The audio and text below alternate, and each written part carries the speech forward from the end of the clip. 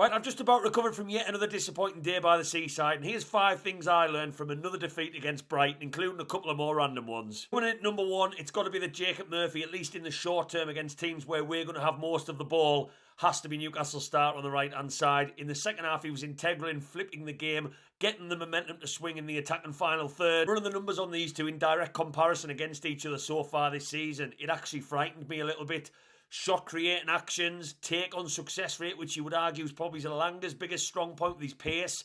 Jacob Murphy's winning almost every single battle you put them against each other with.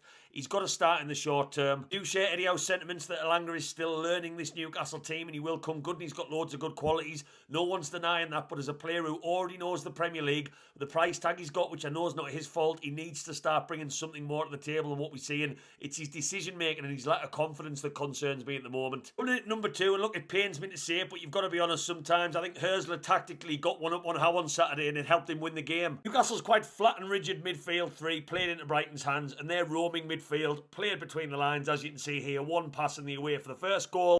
And even with different midfielders on the pitch in the second half, the same setup, as you can see, between those lines for the second goal. Coming in at number 3, well, I couldn't not mention Mr. Voltemade and what was a lovely goal that deserved so much more from a football match for it to be talked about in years to come. But not just how good the player is and what he can offer us, the fact that I think this man needs to be playing higher up the pitch, and that is only going to come by midfield getting closer to him to get him further up. You don't need me to tell you that Voltemade loves dropping deep. He's got great feet, he likes linking up, he likes bringing other people in, he likes to get involved more importantly, and that's a great asset to have in a play and probably is what makes him a little bit different. But you need your striker who doesn't have pace to then support the attack to ideally, with those great feet, be closer to the 18-yard box. And for me, a midfielder with Jacob Ramsey's profile coming back into this team could be key in playing in and around his forward in higher parts of the pitch a lot more effectively, offering us more attacking output. At number 4, it's got to be Joelinton's slow start of the season. Look, we all love the man for his passion, his aggression and what he brings to this team, but at a time when Newcastle are going through such a transition in attack, we need to see more from him if he's going to keep that place in the midfield 3 in much